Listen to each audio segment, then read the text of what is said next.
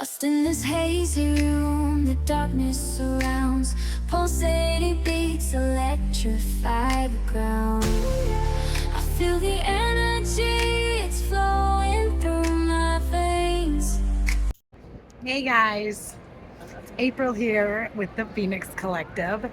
We're a group of like-minded individuals dedicated to this journey to self-actualization. That is where we become self-aware and authentic in nature, right? Where our thoughts and our actions are in line with who we are, and on a constant, we are dedicated to that. We know that bettering ourselves helps us ascend and realize that we are all connected, right? That we have an obligation to make choices that better the collective as a whole. It's no longer about me, it's no longer about you. We're not selfish in nature, that we are actually on this journey, adhering to the law of one, right? Which means that we are all connected, okay? So once we do this, we realize that we start to magnetize. We release all resistance to the life of our dreams, and it becomes ours. So it's a real beautiful thing. And through that inspired action, then others start to kind of like, what's going on over there? And they want what we have, and therefore start making changes to better themselves as well. So it's a real kind of a catchy little virus that is pretty badass in nature. So I just want to welcome you on this journey. I'm glad you're here with me, and I got some tarot cards for you today. So let's see what we got. All right, in the past position, the first card I picked was the Gemini. All right, now this can mean a few different things. It can mean that you're a Gemini. It could mean that I'm talking to a Gemini. All right, or it could just mean that a person in this situation carries the qualities of a Gemini. Okay, that they are social, communicative. They are very much knowledgeable because they have a thirst for that. Okay, and Geminis kind of know a little bit about everything, but they're kind of surface level. It's hard for them to go in depth, and I know that this isn't always the case, but it's a Gemini trait, so I'm just going to say it. Please refrain from sending me hate mail, okay? But Geminis are very much surface level, and it's really hard to have a relationship with one because they're very flighty, okay? It's hard to get to the motions of one, all right? They are very much Peter Pan syndrome in nature. They're childlike, and therefore they bounce from one thing to another, okay? So this could also mean that, hey, time for you to stop, slow down. If you're interested in something, maybe get a deeper foundation of that subject so that, you can. Okay, so those are just some of the negative qualities of the Gemini, okay? But Gemini and every astrological sign has both the light and the shadow aspects of self, right? So just because Geminis can have those qualities doesn't mean that's the only qualities they possess. Now, Geminis also really strive for a deeper understanding of things, okay? They're very open-minded and receptive to understanding the different points of view of people, okay? So they do possess that world card quality of the ability to ascend, look at a situation, and to see both sides of it, So that's why the Gemini corresponds really well with the Lover's card, okay? And so and in traditional tarot, that's the energy that the Lover's card pertains to. So this Gemini card, that's the third one. It can also represent a relationship. Okay, so all right. So clarifying on that Gemini energy, I pulled the Four of Coins. Now, if we are talking about a person here, the Four of Coins is definitely a personality, okay? In the traditional Rider-Waite, the Four of Pentacles depicts a man. He's got a pentacle on his crown, one in his hand, and two in the earth right below him. And this signifies a stuck person, focusing only on money and greed, and that is it, okay? The pentacle on their crown is blocking that contact with the 5D spiritual realm. All right, so they're at a complete disconnect, this person, this Gemini energy. All right, now the pentacles below its feet have it stuck there and is clinging to that one in his hand. And he can't move, because if he moves, he's going to lose everything. Okay, and he can't see a life without those pentacles. All right, so this is definitely a situation that's not good. Well, when we can't see past the financials, this world is more than just that. Okay, it's people, it's connections, it's the you can see in the background is a great like kingdom of people. There's people, family, happiness all around him, but that can't be attained because he's grasping to these pentacles. So it shows a real disconnect from all the real things in life that give you joy. Money is not, it's just an earthly 3D like illusion that having money creates happiness, because it doesn't. All right, so this is a real issue, okay, rooted in our past, but we're carrying that with us into the future unless we resolve it, right? Which might mean we have to give some things up and start over. But we have that, we've cultivated these things. They can be attained again, and we don't need to be stuck to things or people or situations that only provide us monetary things, okay? So let's move into the future. What do we got going on here, guys? All right, so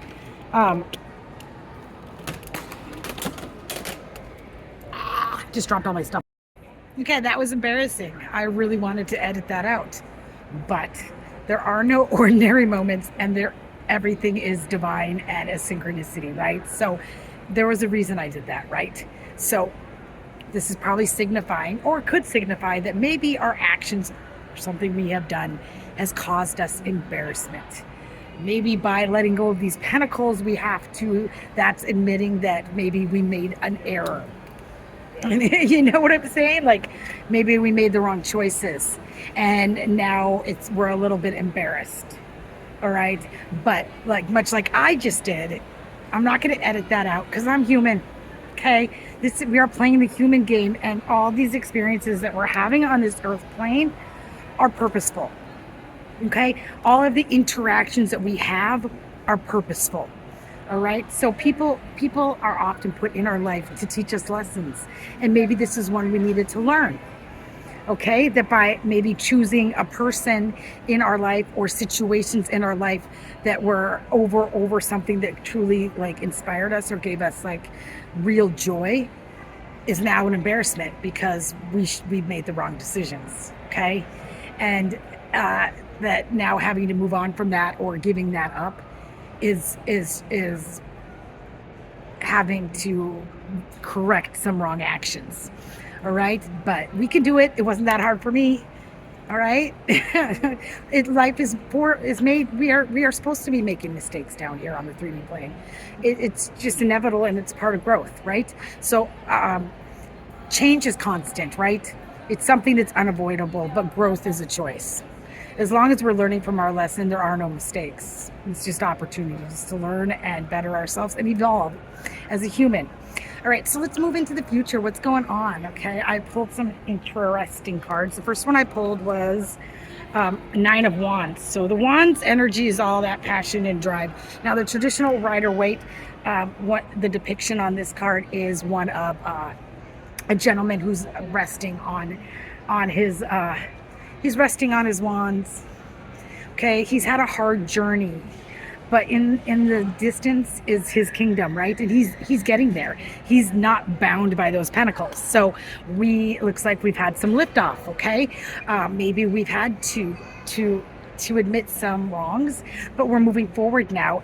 But it's daunting and it's exhausting, and rest is needed. But we must continue on to reach that castle. Okay, so there's hope in this journey, all right, and that bliss is on the horizon. So don't give up, all right. And then we have the Six of Swords. Now the Six of Swords depicts a boat, and there's 7 swords in there. Now the people in this boat are once again looking at a distant horizon of hope, right? Inspiration. The seas are calm, they're not choppy. But with all those swords in the boat still, it means that you are still carrying the burdens of the past and the emotions of the past. And I'm telling you that there is no way for you to move into the future if you're holding on to the past. Now is the time to resolve them. Okay? So this reading in general is just a big, huge eye opener to that, right? It's taking that shadow, bringing it to the light so that you can see that you have to embrace that side of you. All right? We are our light and our dark sides. They don't just go away. But we clung to that monetary gain because we felt like perhaps, or you felt like, and I this is just a big for instance. I can't read your mind and I'm not quite sure, but it feels like to me, as I'm in this energy, that we felt like that success proved ourselves of some worth to the people around us, when really all it did was separate us from that true happiness. Okay? And in order to step into that full happiness, we've got to release the past. And that's a real vulnerable place to be. Stepping into your fears and the truth can be a scary place to go, but there's no other option than to go straight into it if you're going to overcome it. There's no side skirting it. There's no stonewalling it. There's no just ignoring it. It's there. It's part of you. Right? So let's not do that. Let's embrace those as life lessons. Let's integrate it into ourselves going into the future so that we may learn from it and not repeat this cycle. All right? So life is about cycles and programming and patterning, and we have to recognize those in order to break them. But there's real beauty once you do, because as you do, then you elevate your vibration and you move your timeline, and there's even more reward and joy in that. By staying with the same people that brought upon those negative things keeps you bound to that. It'll keep you bound to that lack mentality. But setting yourself free from it will allow you to obtain your own sense of worth, rewards from spirit, and so forth. So yes, this is a good thing. All right. So it's scary, but I promise you it's worth it. Okay. Now, just a reminder real quick before we get into the future, that tarot is a living tool for personal growth. All right, I say that all the time. I cannot predict your future. I can only tell you where you're headed if you stay on the same path. So depending on the choices that you make now, right, with those present cards, are you willing to step up and out of this greed mentality, with the kind of being stuck in that flighty Gemini nature, the lower qualities of the Gemini, or and ignoring what's truly in our bliss for the superficial? Okay? If we are able to suck it up, I'm just being really honest here. If we're able to suck that shit up, dude, and right our wrongs and be open and honest, which is the only way to go, folks. Step directly into that fear. It's the only respectable thing to do. All right? And you might find that your friends forgive you, and that people understand more than you know, because we're all suffering the human together, conditioned together. And by providing that honesty gives other people a chance to relate and understand, because we've all been there. Okay. So this is what the future holds. Okay. So I got the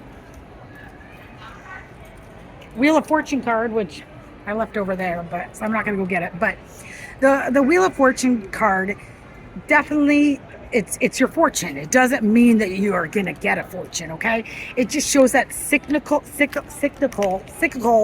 in nature of life, right? That good and bad, and how that the tides turn, right? And that everything comes back around in a circle, right? The circle of life. All right. And so then clarifying on that, I got the Four of Pentacles. Now in the traditional Rider-Waite, this card depicts two people. All right. And the four pentacles are really not they're not holding on to any of these pentacles. Okay. They're outside in the cold and they're struggling. They're almost left out in the cold, feeling a disconnect from everything around them.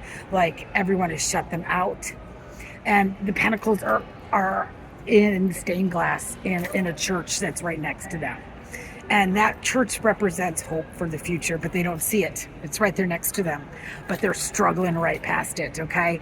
And that's that disconnect from the people around them because they've made some pretty bad choices, right? Or they no longer have shit for like that money to offer people. It's that in the boat Nine of Swords or Seven of Swords energy that needs to be sailed away from, right? Letting go of the things that no longer serve you, putting down what you're carrying. Put down what you're carrying. Put down, put down, put down. Put down what you're carrying. Put down, put down, put down. We don't have to carry those burdens, okay? And while that might be discomfort for a moment for you and the people around you, ultimately it's your only hope for freedom, right? And for that wheel to come back around, right? Once we start making the right decisions, owning up to where we've come from, suffering those bruises, but bruises heal, all right? And that wheel turns.